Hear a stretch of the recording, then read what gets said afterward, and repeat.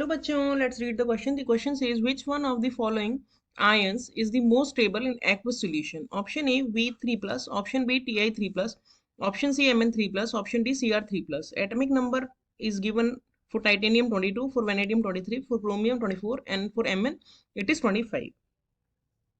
तो इस क्वेश्चन में हमसे पूछा हुआ है कि अगर ये जो आयन्स हमें दिए हुए हैं इन सब आयन में से कौन सा मोस्ट स्टेबल होगा अगर हम इन्हें एक्वस सॉल्यूशन में लें। तो before starting the solution let us understand the key concept of this question is that aqueous solution की बात कर रहे हैं तो एक्वस सॉल्यूशन में वाटर प्रेजेंट होगा। ये जो आयन्स होंगे वो इन प्रेजेंस ऑफ आयन होंगे और जो वाटर है वो एक्ट करेगा एज लीगेंड।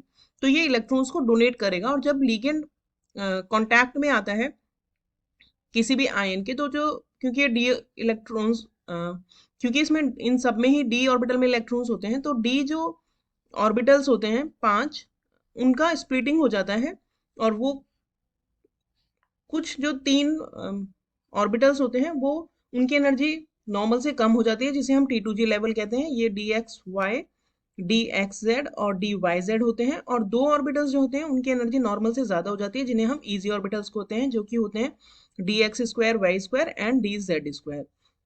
तो इन प्रेजेंस ऑफ वाटर जब इलेक्ट्रॉन्स फिल होते हैं तो पहले T2G ऑर्बिटल में होंगे क्योंकि ये लोअर एनर्जी ऑर्बिटल है और उसके बाद इलेक्ट्रॉन जाएंगे ईजी ऑर्बिटल में। और क्योंकि ये वीक लिगेंड होता है तो पेयरिंग नहीं होती है, स्प्लिटिंग कम होती है, इसलिए पहले पेयरिंग नहीं होती है, पहले अनपेयर्ड इलेक्ट्रॉन T2G में फिर अनपेयर्ड इलेक्ट्रॉन EG में और उसके बाद पेयरिंग स्टार्ट होती है। और स्टेबिलिटी की क्योंकि इसमें बात की है तो एक की कंसेप्ट ये भी है कि स्टेबल आयंस वो आयंस होते हैं जिनमें या तो हाफ फिल्ड ऑर्बिटल्स होते हैं या फिर फुली फिल्ड ऑर्बिटल्स होते हैं। तो अब हम इन सब का इलेक्ट्रॉनिक कॉन्फ़िगरेशन देख लेते हैं कि क्या क्या है, उसके हिसाब से हम बता सकते हैं कि कौन सा स्टेबल होगा। तो now let us check the complete solution of the question. तो सबसे पहले अगर हम V3 प्लस की बात करें तो पहले वेनेडियम का हम 23 इसका एटॉमिक नंबर होता है तो इसका इलेक्ट्रॉनिक कॉन्फ़िगरेशन हम न्यूट्रल स्टेट में लिखेंगे। जब ये आयन नहीं है तो ये हो जाएगा Ar 3D3 4s2।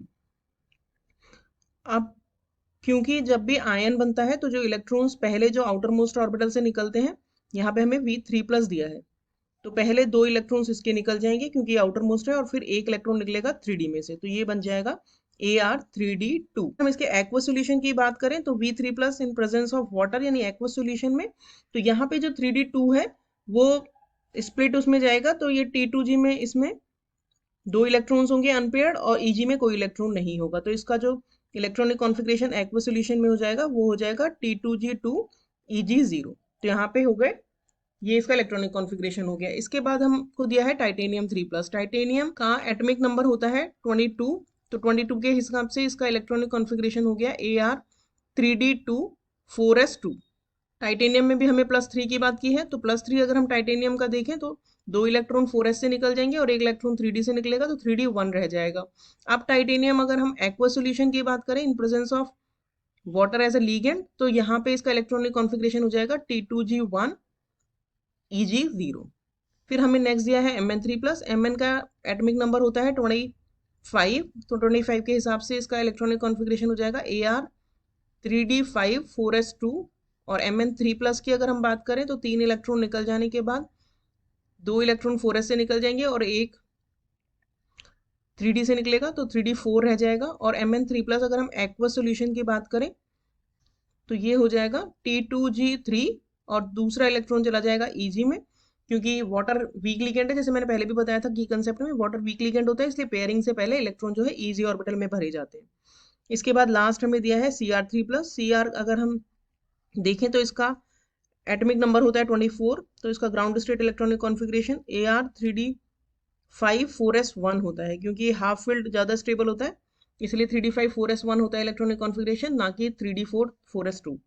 अब जब इसमें 3 प्लस बनेगा तो 3 प्लस में एक इलेक्ट्रॉन 4s वाला निकल जाएगा और 2 इलेक्ट्रॉन 3D से निकल जाएंगे तो ये 3D3 रह जाएगा 3D। अब हम क्रोमियम 3 प्लस के एक्वस सॉल्यूशन में बात करें तो एक्वस सॉल्यूशन में इसका हो जाएगा इलेक्ट्रॉनिक कॉन्फ़िगरेशन T2G3 EG0। तो अब यहाँ पे देखें तो ये जो है ना वो हाफ फील्ड है। यहाँ पे जो T2G जो है उसमें तीनों इलेक्ट्रॉन्स हैं और EG में कोई भी इलेक्ट्रॉन नहीं है तो ये मोस्ट स्टेबल हो जाएगा क्योंकि यहाँ पे 3 इलेक्ट्रॉन T2G में है लो एनर्जी में सो मोस्ट स्टेबल ये हो जाएगा। और अगर हम Mn की बात करें, Mn में भी अगर हम देखें तो इसमें भी 3 इलेक्ट्रॉन हैं T2G में, तो ये भी हाफ फील्ड है एक तरह से देखा जाए तो। लेकिन इसमें प्रॉब्लम ये है कि इसमें जो एक इलेक्ट्रॉन है वो Eg में भी है, और Eg में जो इलेक्ट्रॉन है उसकी एनर्जी ज्यादा होती है एज कम्पेयर टू T2G वाले की, तो ये कंप्लीटली हाफ फील्ड है। सॉरी, तो Cr3+ जो है वो कंप्लीटली हाफ फील्ड है, जबकि इसमें T2G के साथ साथ एक इलेक्ट्रॉन Eg में भी है जो उसे डी स्टेबिलिटी दे रहा है एज कम्पेयर टू Cr3+, इसलिए Cr3+ जो है दिए हुए सब में से मोस्ट स्टेबल हो जाएगा। तो हमारा करेक्ट आंसर हो गया option D. Hope you understood the solution well, thank you.